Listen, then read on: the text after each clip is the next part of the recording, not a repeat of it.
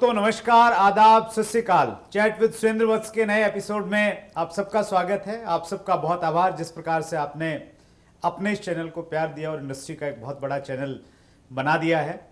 और इसीलिए बड़े बड़े इंडस्ट्री के दिग्गज लोग आपके सामने आते हैं, आपके प्रश्नों के जवाब देते हैं। और इसी श्रृंखला में आज एक बहुत बड़ा नाम हमारे बीच में है।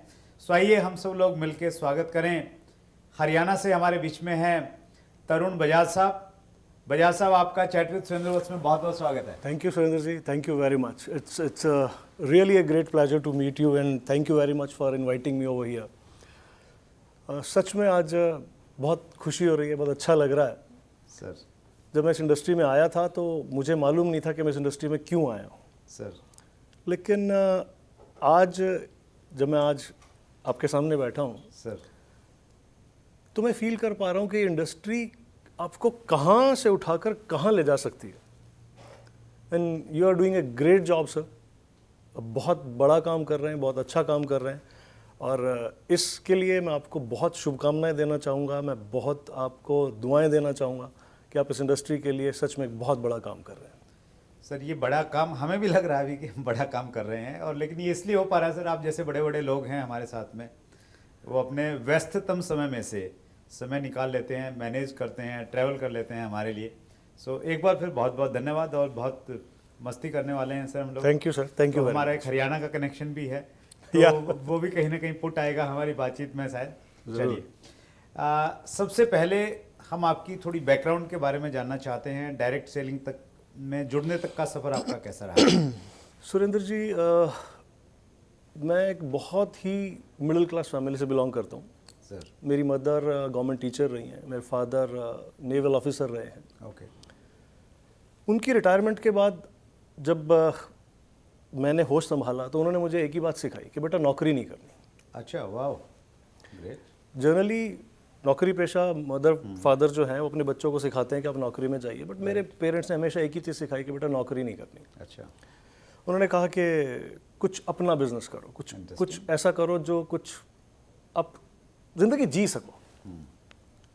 मेरे दादाजी मेरे बहुत नज़दीक रहे हैं, उन्होंने मुझे बहुत कुछ सिखाया लाइफ में। तो मेरे फादर को क्रिकेट का बड़ा शौक था। अच्छा, वाह। रात रात भर क्रिकेट मैचेस देखते थे। उस वक्त लाइट नहीं होती थी तो छोटी बैटरी का अरेंजमेंट करते थे कहीं से, छोटा सा टीवी अरेंज करते थे कहीं से, और हम लोग रात रात भर क्रिकेट मैच देखते थे। एक दिन बस ऐसे ही ख्याल आया मन में कि यार मेरे फादर को क्रिकेट मैच देखने का इतना शौक है, अगर मैं हिंदुस्तान के लिए खेल सकूं तो उनको अच्छा, कितनी खुशी होगी। क्या बात है, वंडरफुल। तो वहाँ से पढ़ाई वढ़ाई थोड़ा सा साइड होती शुरू हो गई। 10th तक I was a very good student, बहुत ठीक ठाक रहा। लेकिन 10th के बाद मैंने कभी फर्स्ट डिवीजन नहीं लिया। अच्छा। Always third division. इंटरेस्टिंग। +1 में मैं कॉलेज में चला गया और कॉलेज में मैं जाता था तो कॉलेज क्लास में नहीं जाता था, मैं सीधा क्रिकेट ग्राउंड जाता था। अच्छा। और वहीं से सीधा घर आ जाता था। +1 में पास हो गए और +2 में भी पास पूस हो गए। हाँ, मुझे अगर और थोड़ा पीछे जाऊं तो मुझे मेरे पेरेंट्स ने कहा कि डॉक्टर बनो, अच्छा, इंजीनियर बनो। मुझे डॉक्टरी करने भेजा गया कि हमारे एक डॉक्टर हुआ करते थे हमारी फैमिली में, फैमिली डॉक्टर थे। तो मुझे कहा गया कि इनके पास सीखो जाके। तो मैं सीखने जाने लगा। तो मुझे वो ड्रेसिंग करना, वो इंजेक्शन भर के देना और वो सब चीज़ें मुझे रास नहीं, मुझे लगा मुझे नहीं मेरे बस का नहीं है, I can't be a doctor. तो फिर मुझे कहा कि अच्छा चलो इंजीनियर बनो। तो मेरे कज़न हैं, उनके पास मुझे भेजा जाने लगा। तो वहाँ पे वो शोल्डर से टाँके लगाना, और मैंने कहा यार ये भी मेरे बस का खेल नहीं है। तो अल्टीमेटली मुझे कहा गया कि अच्छा फिर कॉमर्स पढ़ो, अच्छा, और CA बनो। पर तब तक ये क्रिकेट का जुनून सवार हो चुका था, तो कभी क्लास जाना ही नहीं हुआ। जाता था मतलब रेयर क्लासेस। बस वहाँ से +2 में I failed in accounting, accounts के सब्जेक्ट में मैं फेल हो गया। फिर दोबारा वो कंपार्टमेंट बोलते थे हमारे समय में 10 वक्त, राइट। तो पास हुआ। फर्स्ट ईयर में मुश्किल से 36% मार्क्स में पास हुआ। Second year I failed, total failed. और उसके बाद मैंने कभी पढ़ाई नहीं करी। एक बड़ा इंटरेस्टिंग वाक़या सुनाता हूँ आपको कि मेरी मदर की एक कुलीग थी, वो उन्होंने कहा कि चलो इसको किसी पंडित जी के पास लेके चलते हैं। अच्छा, उसी समय? That time. तो पंडित जी के पास गए, पंडित जी मेरा हाथ देख रहे थे। तो हरियाणवी में बोले बहन जी मन तो न्यू लग गया ये छोरा पढ़ाई में डूबेगा। अच्छा, ओके। तो जो आंटी मेरे साथ थी उन्होंने कहा पंडित जी डूबेगा नहीं, इन्हें तो डूब दिया, फेल हो गया ये तो। अच्छा। तो उस दिन बहुत सारी पंडित जी ने चीज़ें कहीं, ऐसा होगा, वैसा नहीं होगा, ऐसा नहीं होगा, बट मैंने उसके बाद पढ़ाई छोड़ दिया और उसके बाद मैं कभी स्कूल नहीं गया, कभी कॉलेज नहीं गया। अच्छा, मतलब पंडित जी ने जो बोला था, आपने पंडित जी की बात को सत्य साबित करने पे आप उतारू हो गए कि भाई सत्य साबित करना है। पंडित जी की बात सत्य साबित ऑलरेडी हो चुकी थी, मैं सत्य साबित करने पे उतारू नहीं हुआ था। एक्चुअली मैंने जो लाइफ में देखा कि मेरे पेरेंट्स जॉब में थे और मेरे पेरेंट्स मुझे चाहते हैं कि जॉब नहीं जाना, तो मुझे कुछ बिजनेस में करना है। राइट। और बिजनेस उस वक्त करने के लिए मेरे पास कुछ था नहीं, तो मुझे कुछ अलग करना था, तो मुझे क्रिकेट खेलना था। राइट। और वो हो नहीं पाया। अब पूरे पेरेंट्स ने पूरे मेरे अगेंस्ट हो गए कि नहीं बंद करो ये क्रिकेट, ये बकवास सब बंद करो, छोड़ो इसको। छोड़ना पड़ा। काश मैं उन पंडित जी की बातों को उस वक्त उस नज़रिए से लिया कि जो कह रहे हैं शायद सही कह रहे हैं, लेकिन उन्होंने बहुत कुछ ऐसा कहा जो बाद में आके बदल गया। राइट। आज वो उसमें से कुछ भी नहीं है जो उन्होंने कहा। तो क्रिकेट में ट्राई किया फिर? नहीं, बस उसके बाद क्रिकेट भी छूटता चला गया, बिकॉज फैमिली पेरेंट्स कोई सपोर्टिव नहीं थे, कोई नहीं चाहता था कि मैं क्रिकेट में जाऊं, बिकॉज उनका मानना ये था कि बहुत टफ जॉब है, बहुत आसान नहीं है, लाखों करोड़ों में कोई एक क्रिकेटर बनता है, right. This not a right platform for you. तो फिर छोड़ दिया गया। डायरेक्ट सेलिंग में कैसे आगमन हुआ सर? डायरेक्ट सेलिंग में आगमन हुआ कि मैंने बहुत सारे बिजनेसेस ट्राई किए थे, राइट। क्योंकि मैंने सेकेंड ईयर में जब पढ़ाई छोड़ दी तो उसके बाद कुछ काम ही करने थे, तो बहुत सारे बिजनेसेस ट्राई किए। बहुत सारे बिजनेस ट्राई करने के बाद जब हर बिजनेस में फेलियर मिला, बिकॉज ऑफ कि हमारे पास बहुत बड़ा पैसा नहीं था, राइट। और छोटी पूंजी हमेशा ख़त्म हो जाती है। तो बहुत सारे जब बिजनेस ट्राई किए, जब बहुत जगह फेल हो गए, तो फादर ने फिर एक दुकान खोल के दे दी गारमेंट्स की, कि बेटा ठीक है दुकान चलाओ, और अब और एक्सपेरिमेंट करने के लिए हमारे पास पैसा नहीं है। बट क्रिकेटर बनना भी जो जुनून था उसके पीछे एक रीज़न था कि मैं चाहता था कि दुनिया पहचाने, राइट। दुनिया में नाम होना चाहिए, कुछ दुनिया में आए हो तो कुछ ऐसा करके जाओ कि लोग जाने के बाद आपके बारे में बात कर सकें।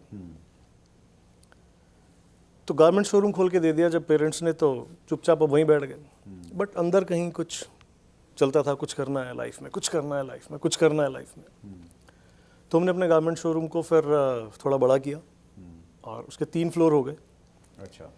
एक फ्लोर पे हमने किराना स्टोर खोल दिया। राइट। उस किराना स्टोर पे मैं बैठने लगा। ओके।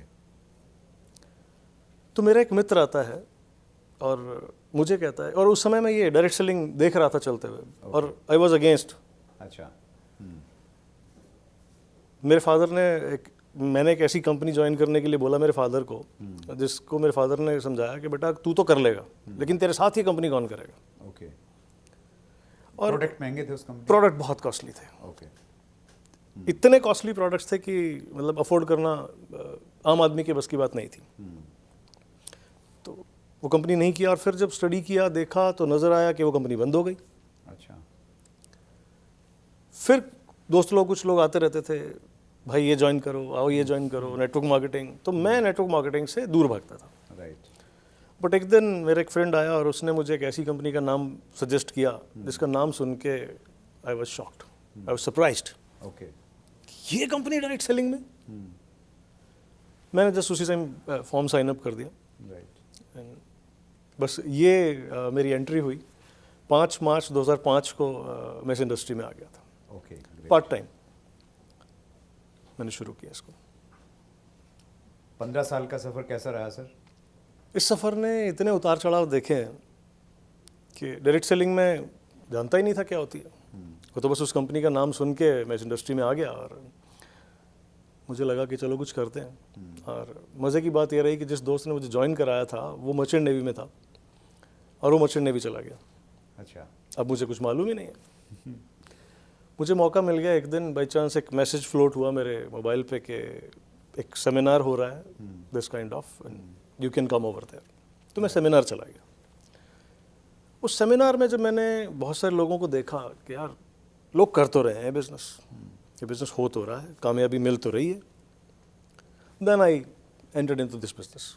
तो फिर मुझे लगा कि मुझे करना चाहिए। उतार चढ़ाव ऐसे आए कि शुरू में ये बिजनेस पार्ट टाइम शुरू किया, वेरी पार्ट टाइम, क्योंकि 9 से 9 का जॉब था। 9 बजे शोरूम खोलना है, रात को 9 बजे शोरूम बंद होना है। तो मैंने पेरेंट्स को रिक्वेस्ट किया, ब्रदर को रिक्वेस्ट किया कि भाई मुझे 7 बजे छुट्टी दे दिया करो यार, मैं 7 से 9 ये बिज़नेस बिल्ड करूँगा। तो मुझे छुट्टी मिल गई 7 से 9। मैं 7 से 9 इस बिज़नेस को बिल्ड करने लग गया। स्लोली मेरा इंटरेस्ट बढ़ता चला गया इस बिज़नेस की तरफ। और जब मैंने मेरा पहला फॉरेन ट्रिप क्वालिफाई किया, वहाँ से आने के बाद मुझे लगा कि ये इंडस्ट्री कुछ बहुत बड़ी इंडस्ट्री है और ये बहुत कुछ दे सकती है। उसके बाद मैंने इस इंडस्ट्री को सीखना चालू किया। एक्चुअली मज़े की बात यह है कि कोई अप्लाई नहीं मिला। अच्छा। मैंने इस इंडस्ट्री को, मैं नहीं कह पाऊँगा कि कोई मेरा गुरु है जिससे मैंने इस इंडस्ट्री को सीखा, लेकिन मैं ये ज़रूर कहूँगा कि इस इंडस्ट्री में काम करने वाला हर एक नेटवर्कर, हर एक जॉइनी, हर एक कंसल्टेंट इज़ माई गुरु। मैंने हर किसी से कुछ ना कुछ सीखा। मैंने फील्ड में धक्के खाए, मैंने बहुत बहुत मेहनत की है। मैंने इस इंडस्ट्री को, इस बिज़नेस को, लोग कहते हैं दिल से करते हैं, दिमाग से करते हैं, मैंने इस इंडस्ट्री को अपनी आत्मा से जिया है। मैं इस इंडस्ट्री में अगर नहीं होता, मैं अगर इस बिज़नेस में नहीं होता, तो मुझे लग रहा होता है कि मैं कुछ भी नहीं कर रहा हूँ।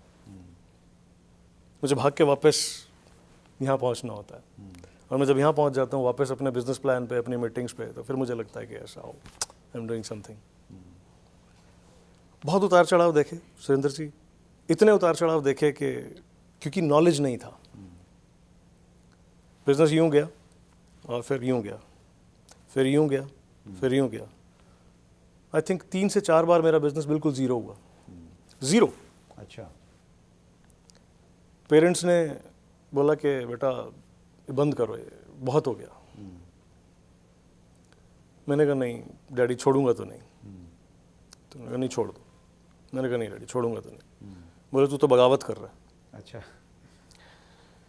मैंने कहा बगावत नहीं है, पर आप जो भी समझें, मैं छोड़ूंगा नहीं। इस इंडस्ट्री से इतना प्यार हो गया था कि नहीं छोड़ूंगा तो नहीं। तो अल्टीमेटली मुझे मेरा जो फैमिली बिजनेस था वो छोड़ना पड़ा। ओके। मुझे एक ऑप्शन मिली कि या तो ये करो या तो ये करो। Right. And at that time I was earning only 2000 rupees a month. अच्छा, डायरेक्ट सेलिंग से ओनली 2000? यस। उस वक्त मैंने घर आफ्टर छोड़ा। How many years? I think around 3 years. After 3 years I was zero. और उस वक्त फैमिली बिजनेस छोड़ना was very tough for me.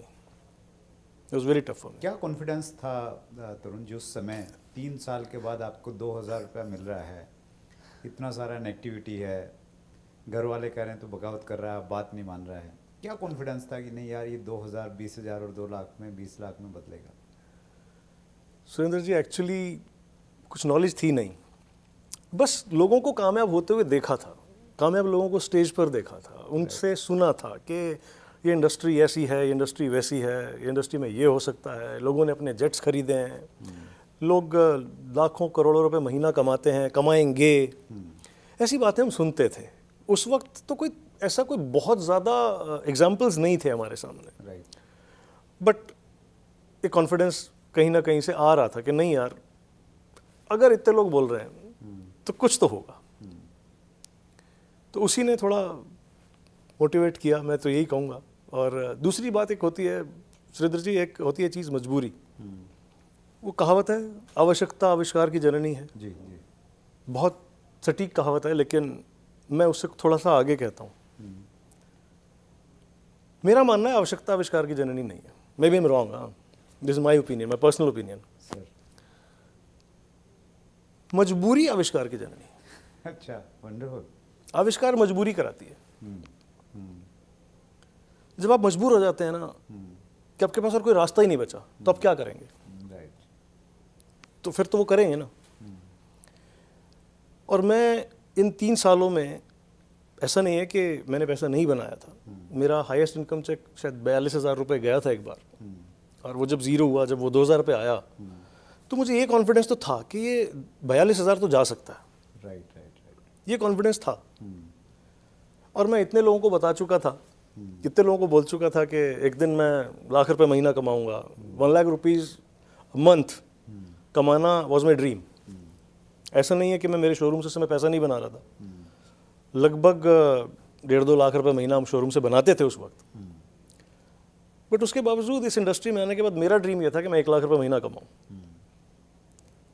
और वो बहुत सारे दोस्तों को, रिश्तेदारों को, जानकारों को बोल चुका था, और वो मुझे बोल चुके थे, अच्छा चल कमा के देखा।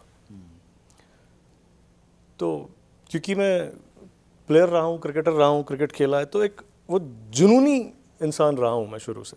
अंदर का जो स्पोर्ट्समैन होता है ना, Yes. कि हार नहीं माननी। यस, वो स्पोर्ट्समैन जिंदा था, और वो चाहता था कि इन सबको क्या जवाब देगा, क्या कहेगा, राइट। कि बस हो गया, कमा लिया 1 लाख रुपए महीना। तो वो मजबूरी बन गया था एक्चुअली, कि नहीं अब करना तो पड़ेगा, अगर नहीं किया तो मैं किसी को मुंह दिखाने लायक नहीं रहूँगा, कैसे किसी के सामना, कैसे किसी को फेस करूँगा। That's तो great. मजबूरी हो गया था, तो मजबूरी आविष्कार की जननी बनी आपके लिए। That's great, wonderful. कह सकते हो। और आपकी जो स्टोरी मैं सुन रहा था सर, वो स्टोरी हर डायरेक्ट सेलिंग में कामयाब व्यक्ति की कहीं ना कहीं कहानी है। मैं इसी प्रकार से रिलेट कर रहा था अपने आप को। मैं डायरेक्ट सेलिंग में आया 2001 में, फरवरी 2001 when I join A company. और उसके बाद 2 साल के बाद का जो टाइम पीरियड था मेरा, वो 2 साल के बाद मैं एक ऐसे दोराहे पे खड़ा था। सिचुएशंस ये कह रही थी कि मुझे छोड़ देना चाहिए, लेकिन दिल कहीं ना कहीं ये कह रहा था कि नहीं, प्रयास करना चाहिए। और तरुण जी, मैं 2 लाख रुपए के कर्ज मेरे ऊपर में था, और दैट वाज प्राइवेट फाइनेंस से पैसा लिया हुआ था, जिसका एक मोटा ब्याज हम लोग चुकाते हैं। घर वालों को मालूम नहीं था कि मैंने 2 लाख का कर्जा लिया हुआ है। ऊपर में ये था कि अगर पिताजी को मालूम चल गया तो मतलब उनको बुरा बहुत लगेगा कि भाई मेरे से बगैर पूछे, पिताजी टीचर थे, और जो अध्यापक होते हैं तो उनकी अपनी एक सेल्फ इमेज होती है, और वो सब रहता है। तो उनको ये लगेगा कि यार मेरे से बगैर पूछे तूने और किसी पे कर्ज ले लिया, और कर्ज लेना मतलब कोई बहुत अच्छी बात तो मानी नहीं जाती। तो मैं बहुत टिपिकल सिचुएशन में था कि करूं छोड़ूं, और ऊपर वाले ने शायद मुझे प्रेरित किया कि नहीं, मुझे कंटिन्यू करना है। और आपके साथ में जैसे हुआ मेरे साथ हुआ, मेरी अपलाइंस जो है एक सीरीज़ में लगातार छोड़ते चले गए। तो पहली बार जब अपलाइन ने छोड़ा, स्पॉन्सर ने छोड़ा, तो बड़ा दुख हुआ कि यार अभी कुछ आता ही नहीं, प्लान ही दिखाना नहीं आता, आगे कैसे बात करेंगे। लेकिन ये सीखा था कि हर बुरी घटना में कुछ अच्छाई छुपी होती है। तो मैंने ये अच्छाई पाई कि यार अपलाइन के जाने से एक फ़ायदा होता है, प्रमोशन मिल जाती है, कि भाई सीनियर बन जाते हैं हम लोग बैठे बैठाए। तो बहुत सारे अपलाइंस मेरे छोड़ के जाते चले गए, जो आपके साथ में रहा कहीं ना कहीं। और फाइनली आपके अंदर जज्बा है तो फिर आप खुद ही अपलाइन बन जाते हैं, सबसे बड़ी अपलाइन आप ही बन जाते हैं। तो उस प्रकार की कहानी रही। और देखिए, जो डायरेक्ट सेलर आज संघर्ष कर रहे हैं, कहीं ना कहीं उतार चढ़ाव के बिजनेस में है, ऊपर जाता है, नीचे जाता है, बहुत सारे लोग करते हैं कि जी बढ़ नहीं रहा है, क्या नहीं हो रहा है। तो तरुण सर की स्टोरी से आप एग्जाम्पल ले सकते हैं। बिजनेस है, अप डाउन होगा, 42,000 पे भी जाएगा, फिर 2,000 पे भी आ सकता है। लेकिन अगर आप पेशेंस के साथ में रहेंगे, फोकस रहेंगे, आपको कॉन्फिडेंस है, तो फिर एक दिन तरुण बजाज जी की तरह आपको भी चैट विद सुरेंद्र वत्स में बुलाया जाएगा, और आप भी हिंदुस्तान को इंस्पायर करेंगे। बहुत इंस्पायरिंग स्टोरी है सर आपकी। आपने अपनी स्टोरी में ये बताया अभी कि आपने पर्टिकुलर ये सुना कि भाई ये भी कंपनी डायरेक्ट सेलिंग में है, और आप आ गए, साइन कर दिया आपने। एक बहुत बड़ा प्रश्न ये है सर कि सही कंपनी कैसे चुने, क्योंकि डायरेक्ट सेलिंग के नाम पे बहुत सारा फ्रॉड है, हम लोग उसको स्वीकार करते हैं। राइट। गाइडलाइन आने के बावजूद भी है। राइट। हम प्रयास करते हैं कि लोगों को थोड़ा बताएं कि मनी सर्कुलेशन क्या है और सही कंपनी क्या होती है। सो एक व्यक्ति को अगर सही कंपनी चुननी है, या कोई व्यक्ति डायरेक्ट सेलिंग में है, उसने ये देखना है वो सही कंपनी में है या नहीं है, क्या पैमाना है सर? सुरेंद्र जी, मैं इस बिजनेस को बहुत रिलेट करता हूँ परिवार से, फैमिली से, राइट कि एक पारिवारिक बिजनेस, एक फैमिली बिजनेस है। और यहाँ पर भी जो मेरा पहला सवाल है, आपके सवाल पे मेरा सवाल है सर, कि जब हमें अपनी धर्मपत्नी चुननी होती है, जब हमें शादी करनी होती है, राइट, तो हम कैसे चुनते हैं? अभी तो सारी चीज़ें बदल गई हैं सर। मैं पहले की अगर मैं बातचीत करूं Yes. तो यस, पहले हम लोग देखते थे कि भाई खानदान देखते थे हम लोग, जो सबसे Exactly. एक बड़ी बात रहती है Exactly. कि भाई किस खानदान से है और फैमिली में सारी चीज़ें ठीक ठाक रही हों, तो वो सब देखते थे। और ये देखते थे कि भाई रंग रूप तो क्या है, वो ज़्यादा मायने नहीं रखता, खानदान मायने रखता है। खानदान मायने। वो पैरामीटर्स रहते थे हमारे ज़माने में। तो और लेकिन उसके साथ में सर आज चीज़ें थोड़ी बदल गई हैं, Definitely. तो शायद डायरेक्ट सेलिंग में भी उसका कहीं ना कुछ असर रहता होगा।